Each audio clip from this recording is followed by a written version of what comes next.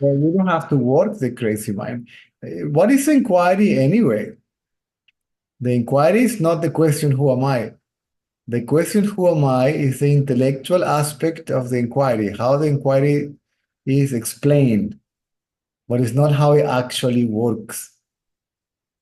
Inquiry, you just bring the attention to the source of the mind, which is no other than oneself. Bringing the attention back to the source of the mind make us realize that we are the source of the mind or consciousness.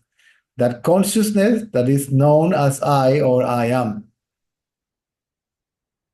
So when the thought arises, Ramana says, see from where the thought arises. Don't follow them. Just see from where the thought arises. If you listen and study Ramana's words, for example, about how the inquiry works, he says, if we raise the question from where the thoughts are coming from, the logic answer is from me. Now, the next question is, who am I?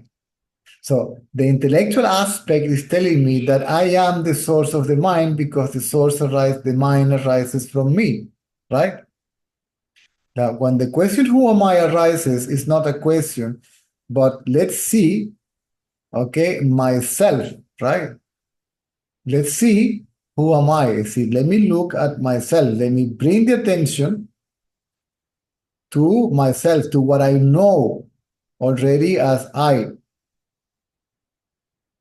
This is when the mind dissolves in consciousness, and consciousness reveals itself because the mind is not there to cover it, to veil it.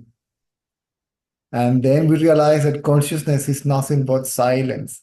It is silent. It haven't said I ever, right? Even when the thought I arises from consciousness, consciousness doesn't say I. Ramana said, consciousness doesn't say I, the body doesn't say I, something in between appears as I, that which appears as I is the mind. I can't get that, find that I to, uh, I, I just can't find the I. If a thought came up, it would be great, but I just can't get that. Even if the ego is gone, you will have to refer yourself as the body without identifying yourself with it. Because if you're in the queue of the supermarket waiting for, I don't know, you may have a ticket to see, so the people in the bakery can say number 22, you will say I, right? Or me, right? There So I don't know what to do, Caesar, here now. there must have been a moment of clarity, but obviously the mind is already active, the intellect is already active, okay? And that by itself is what made you come here again, right? Well, well, Maybe, I maybe, maybe you didn't have direct access, the way to contact directly Carl Renz, or maybe you didn't have the possibility to talk directly with Gangamira. But no, no, you know that you can contact me anytime because you have my details and that. yeah. So, I'll, like, I'll explain uh, to you my own experience, right? yeah, In my case, there was no doubt I am that. There was no doubt. Okay. I met this man in India when some moment of clarity, but not total clarity, had happened in Ramana Maharshi ashram, right? but their Then, body dissolved, didn't it? yeah, there was a loss of body consciousness and all that. Yeah. Then he said to me, bring the attention from the seen to the seer. The seen will disappear, the seer will disappear, and what remains is the act of seeing and simply being, right? When seeing means consciousness, see, being consciousness. And I went to a quiet place in the afternoon and I did it.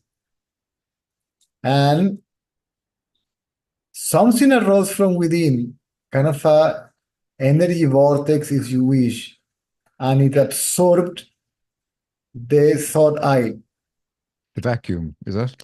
kind of a vacuum, like an energy vacuum. Vroom. Okay. Yeah. If I can Yeah. describe it somehow, okay, somewhere here at the right side of my chest. Okay. And the third eye simply was gone and it became obvious. I But am, I am could that. you find could that yeah, sorry, that you said I am that, yeah? Yes. But I knew it without saying it or without thinking.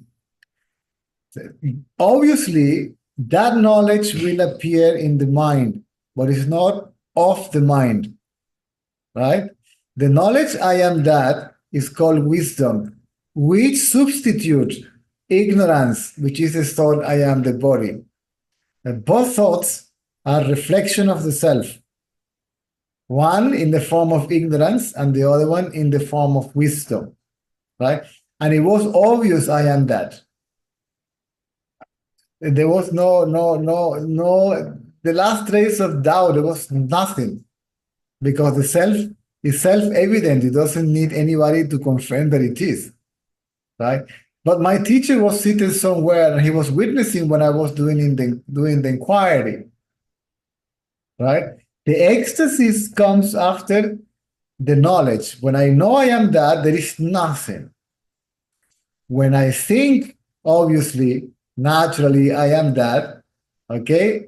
There is a joy, there is ecstasy, fantastic. It's a mental interpretation or it's an experience comes out of a mental interpretation that eventually also passes by, okay? When I left the mandir and I saw my teacher there and he said to me, why are you so happy? And I couldn't give an answer. Then he said to me, what were you doing? And I could come up with something. I said, I was doing nothing. I was just there sitting with myself, just being myself. Then he said to me, do you see that if you are serious enough, in a split second, we have a glimpse of reality?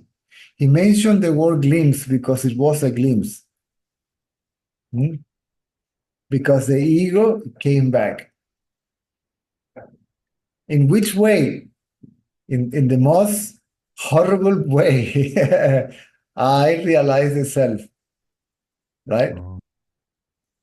Because the experience is interpreted mentally, but then one may develop an identity with the interpretation and we lose track of So what. I've interpreted it. So No, it can be interpreted, but we can identify oneself with interpretation, right? mhm, And then we overthink about it. And mhm. then that becomes again a mental me, right? The me becomes the experiencer of that. The knower of that. Yeah, yeah. It can't be.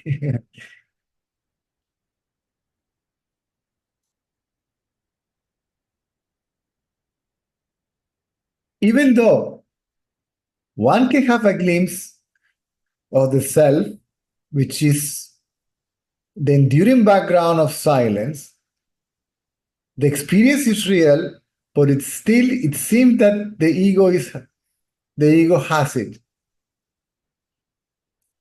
Because I believe that I am the ego, when I look at the self,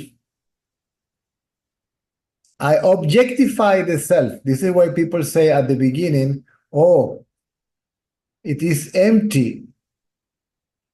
Sorry, first it is there, right?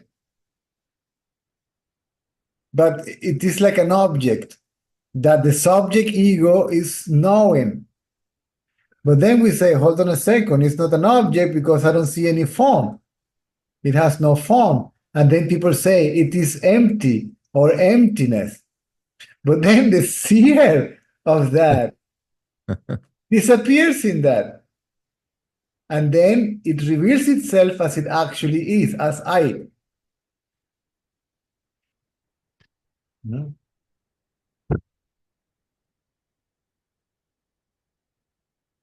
But again, every time the self reveals itself, it's absolute clarity. There's no question about anything.